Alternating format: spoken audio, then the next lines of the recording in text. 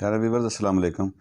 प्यारे व्यूवर्स, मेरे चैनल को सब्सक्राइब करें, शेयर करें और लाइक करें।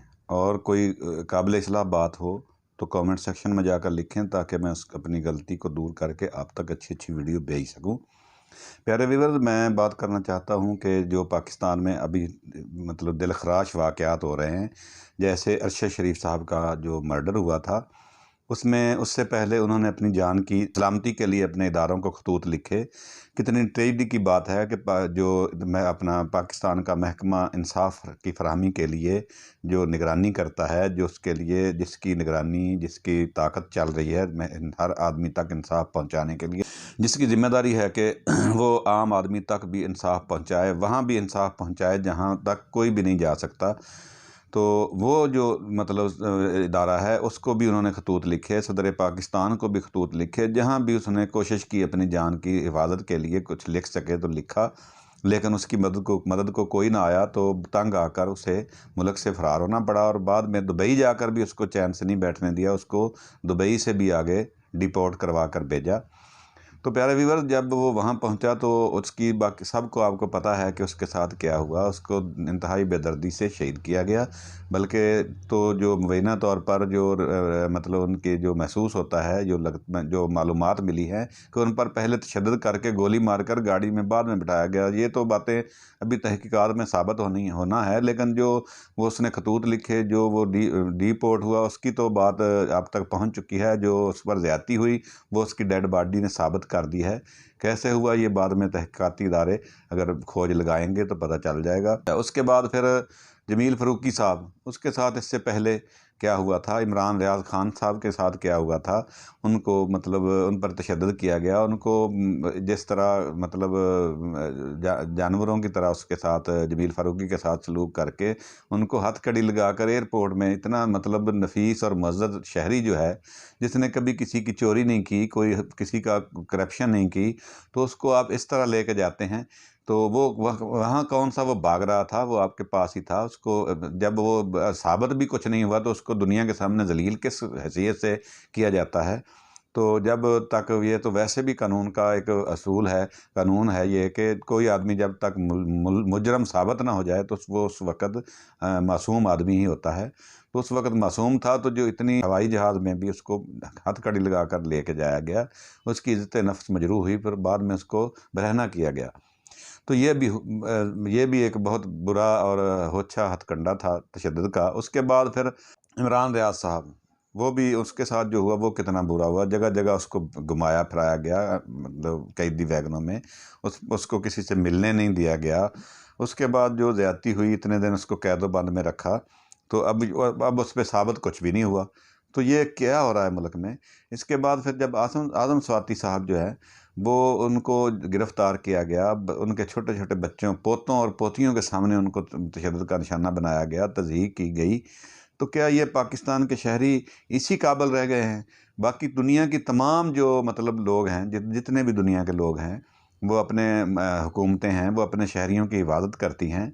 हत्ता कि अमेरिका में कुछ शख्स किसी अमरीकी को कुछ ज़्यादती करके किसी दूसरे मुल्क में फ़रार हो जाए, तो यहाँ पे खुद इससे पहले ये मिसाल मौजूद है कि उन्होंने यहाँ से भी मंगवा कर अपने मुल्क के शहरियों पर होने वाले जुल्म और सितम की, या अपने उनके मुताबिक जो ज़्यादती उनके शहरियों पे हुई है उनका बदला लिया, उनको सज़ाएँ सुनाई।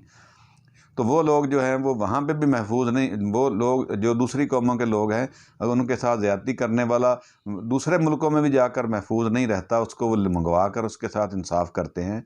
तो यहाँ पाकिस्तानी पर पाकिस्तान में ही इतनी सख्ती हो जाए कि कोई इदारा सुनने वाला भी ना हो। खतूत लिखे गए, इतना आला पाए का सहाफ़ी था। और उसके बाद फिर आज उसकी वालदा जो है वो कभी किसी को ख़त लिख रही है, कभी किसी को ख़त लिख रही है, और किसी के सर पर कुछ जूं नहीं रेंग रही। कोई इदारा उसमें इसको वो सुन नहीं रहा। क्या इनके लिए इंसाफ पाकिस्तान में ख़त्म हो चुका है? क्या इनको इंसाफ की ज़रूरत नहीं है? क्या इंसाफ इनका हक़ नहीं है? क्या रियासत की ज़िम्मेदारी नहीं है इनको इंसाफ देना? क्या रियासती इदारों की ज़िम्मेदारी नहीं है उनको इंसाफ देना? तो उसके बाद जब आज़म स्वाति साहब आज जब से वो कैद से रिहा हुए हैं, जब से वो ज़मानत पर बाहर आए हैं, उस वक़्त से कभी किसी दर पे धक्के खा रहे हैं और अपना रो रो कर अपना हाल सुना रहे हैं। क्या ये इंसान नहीं है? क्या ये पाकिस्तान के शहरी नहीं हैं? क्या क्या ये मुअज़्ज़ज़ नहीं है? کیا یہ جو پارلیمنٹ کا ایوان بالا ہے اس کا کوئی ممبر معزز نہیں ہے؟ اس کے کسی ممبر کا کوئی حق نہیں ہے؟ کوئی ہے جو اس بات کو سنے؟ وہ بیچارہ کبھی سپریم کورٹ کے آگے جا کر رو رہا ہے، کبھی کسی کو آگے جا کے رو رہا ہے۔ تو آج اس کے ساتھ وہ اس کے رونے کی وجہ سے اس کے رونے پر بھی غصہ آیا، اور ان کی جو وائف ہے، ان کی جو بیوی ہیں، ان کے جو نمبر، بلکہ ان کی بیٹی جو ہیں، ان کو وہ ان کے نمبر پر جو ان کی وائف اور ان کی جو قابل اعتراض تصاویر، چاہے وہ فیک ہیں چاہے جو بھی ہیں، وہ ان کا یعنی اس کا وہ ان کو کوئی حق کسی کو نہیں پہنچتا کہ وہ ان کی ذاتی زندگی میں بھی اس زہر بھر دیں۔ کیا وہ جو 74 سالہ بزرگ ہیں، وہ آج وہ پہلے بھی کہہ رہے تھے کہ میں مطلب مجھے کوئی جان سے اب مار دے وہ میرے لیے اچھا ہے، تو اس کا مطلب انہوں نے اور ذلیل کیا تاکہ وہ خود ہی مر جائے، خودکشی کر لے، یا کوئی بھی مار دے تو بعد میں اسے خودکشی کا رنگ دے دیں گے۔ تو یہ چیزیں بہت خطرناک حد تک آگے بڑھ گئی ہیں، پاکستانی قوم یہ سب دیکھ رہی ہے۔ اب وہ پاکستانی قوم نہیں رہی جو کہ آج سے 40 سال پہلے تھی۔ اس کو جو کہتے تھے وہ مان لیتے تھے۔ پاک فوج کا ایک بہت عزت و احترام کیا جاتا تھا، اور اب بھی ہے۔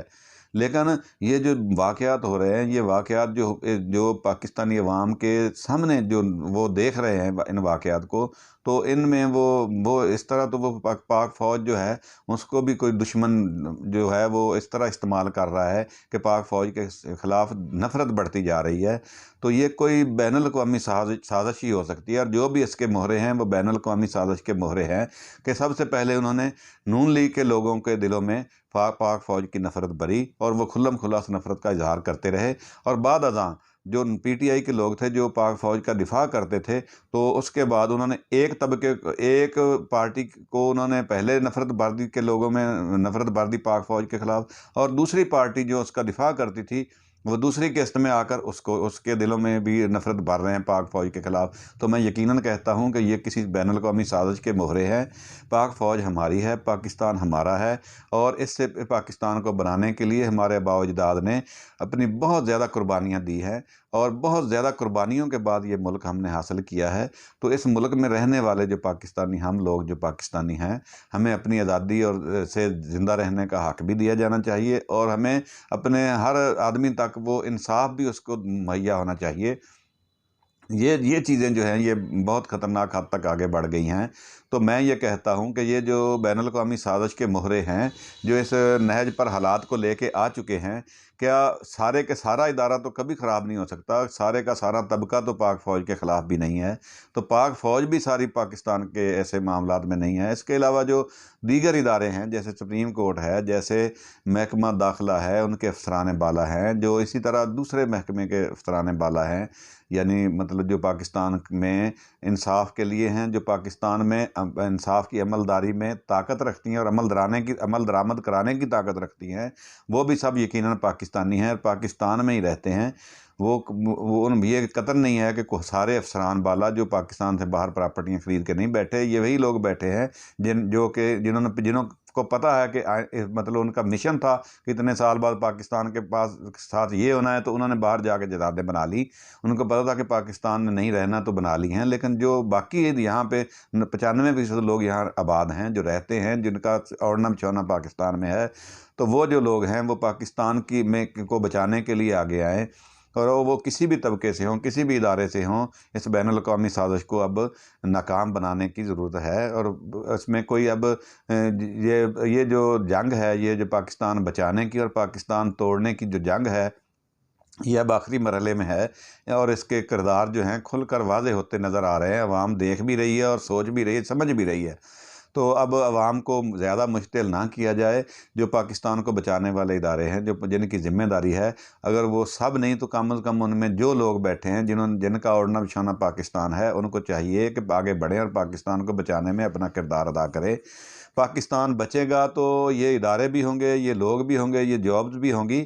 تو جو لوگ اداروں میں موجود ہیں، برباد چاہے کوئی بھی کر جائے، ان کو تو بعد میں دوسرے لوگوں نے نوکری بھی نہیں دینی۔ ان کو پتہ ہے کہ جو اپنی ریاست کے خلاف چلتا ہے وہ اس کو ہم کیوں نوکری دیں، وہ ان کو پہلے ماریں گے، بعد میں ہم عام عوام کی طرف دیکھیں گے۔ تو میرا خیال ہے کہ آپ کو اب جلدی کرنی چاہیے۔ پاکستانی عوام جو ہے اب دیکھ کے تھک چکی ہے، 75 سال ہو گئے ہیں، تو اس لانگ مارچ میں اور اس حالات میں مہنگائی پر بات نہیں ہو رہی، جس میں پاکستان کی 85-90% عوام جو ہے مہنگائی سے پس رہی ہے۔ ان کے پاس 2 وقت کا کھانا نہیں ہے، وہ 2 وقت اپنے بچوں کو دودھ نہیں دے سکتے، بچوں کو علاج معالجہ نہیں کرا سکتے۔ اس کے علاوہ جو پاکستان کی عوام ہے ان کی جو ہے عزت نفس مجروح ہو رہی ہے۔ جس پارٹی کو وہ سپورٹ کرتے ہیں وہ پارٹی کے ساتھ جو زیادتی ہو رہی ہے، جو اس کے بعد جو اہم معاملہ ہے وہ جناب عمران خان صاحب کا ہے۔ ان کا قصور یہ ہے کہ وہ پاکستان میں سیاست کر رہا ہے، کبھی اس نے کسی کے ساتھ کوئی غیر اخلاقی بات نہیں کی۔ ان کے اخلاقی طور پر ان پر بہت حملے ہوئے، لیکن اس نے کسی مخالف کو کے گھریلو کردار پر اور گھریلو معاملات پر، ذاتی معاملات پر کبھی کوئی بات نہیں کی۔ ان پر اس معاملے میں ہر جگہ اور ہر حد تک گر کر بات کی گئی، لیکن اس نے صبر کا پیمانہ نہیں چھوڑا۔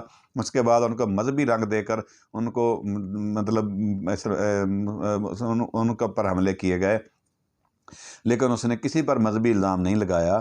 اس کے علاوہ انہوں نے غدار ان کو ثابت کرنے کی کوشش کی گئی، لیکن اس نے کسی کو بھی یہ کبھی نہیں کہا کہ جو آپ الزام لگا رہے ہیں تو میں بھی آپ پر الزام لگا دیتا ہوں۔ لیکن وہ بات یہ ہے کہ وہ جو ایک اپنی سوچ کے ساتھ کھڑا ہے، اور جو لوگ اس کے ساتھ کھڑے ہیں وہ بھی پاکستان کے ہیں، ان کو بھی جینے کا اتنا ہی حق ہے جتنا دوسرے لوگوں کے ہے۔ تو میرے خیال میں اب جو دھونس دھاندلی جو ہے وہ اب عوام کے ساتھ نہیں چلنے والی۔ عوام اب دھونس دھاندلی کو نہیں دیکھیں گے۔ اب عوام اپنا حق لینے کے لیے ایک سوچ پر اکٹھے ہو چکے ہیں۔ آج یا بدیر یہ بات اب اس سے آگے ہی بڑھنی ہے، اس سے پیچھے کبھی نہیں جانی۔ تو میں یہ گزارش کرتا ہوں تمام اداروں سے، تمام اداروں میں رہنے والے، تمام اداروں میں کام کرنے والے معزز پاکستانیوں سے، کہ اب وہ جو کالی بیڑے آپ میں موجود ہیں، جو دشمن کا جو سازشیں ہیں ان کو کامیاب کرنے کے لیے کوشاں ہیں، ان کے ساتھ لڑیں، اداروں میں لڑیں، ادھر عوام میں لڑیں، کہاں پہ آ کے لڑیں، عوام بن کے عوام کے ساتھ شامل ہو جائیں۔ تو میں گزارش کرتا ہوں تمام پاکستانیوں سے کہ اب جو وقت آ چکا ہے اس میں آپ نے ایک دوسرے کے ساتھ زیادتی نہیں کرنی، امن سے رہنا ہے، لیکن اپنے موقف کو اب ڈٹ کے بیان کرنا ہے، ڈرنا نہیں ہے، بھاگنا نہیں ہے، لڑائی کسی کے ساتھ بھی نہیں کرنی، جنگ کسی سے بھی نہیں ہے ہماری، ہم سب پاکستانی ہیں۔ لیکن اب اپنے حق لینے کے لیے، اپنے پاکستان کو حقیقی آزادی دلوانے کے لیے، جو کہ 1947 میں پاکستان کے عوام کو نہیں مل سکتی تھی، ایک قطعہ زمین آزاد ہوا تھا، عوام جو ہیں ابھی تک یرغمال ہیں، ابھی تک محکوم ہیں، ابھی تک غلام ہیں۔ تو اب ان کی غلامی کے لیے آپ سب نے مل کر چلنا ہے۔ لڑ کر کبھی کوئی مقصد حاصل نہیں کیا جا سکتا، طیش میں آ کر کبھی کوئی مقصد حاصل نہیں کیا جا سکتا۔ یہ جو ارشد شہید کی شہادت ہے، یہ جو عمران خان پہ حملہ ہے، اور یہ جو سواتی صاحب کے ساتھ ہو رہا ہے، یہ سب اس لیے ہو رہا ہے کہ لوگ مشتعل ہو کر جنگ و جدل شروع کر دیں، پاکستان کو برباد کریں۔ یہی سازش ہے، اور اسی کو ہی سمجھنے کی ضرورت ہے۔ ہم نے لڑنا بھی نہیں ہے، اور اپنے موقف کو بطور دلیل ہم نے سازشوں کو شکست دینا ہے، بزور شمشیر نہیں دینا ہے۔ تو میرے پیارے پاکستانیوں، میری گزارش ہے کہ آپ نے ابھی ہوش کے ناخن لینے ہیں، لیکن اب ڈٹ کے اپنے احتجاج ریکارڈ کرانے ہیں، احتجاج میں کوئی غیر قانونی کام نہیں کرنے، کسی مطلب عوامی یا ملکی جو اثاثے ہیں ان کو نقصان نہیں پہنچانا، عوامی مطلب لوگوں کو کوئی نقصان نہیں پہنچانا۔ آپ سب اپنے آپ کو بھی بچانا ہے، اپنے ساتھیوں کو بچانا ہے، اپنے پاکستانیوں کو بچانا ہے، لیکن موقف اپنے کو آگے بڑھانا ہے۔ اب پیچھے ہٹنے کے راستہ نہیں رہ گیا، تو اب آگے ہی بڑھنا ہے، تو آگے بڑھنا ہے امن سے، دلیل سے۔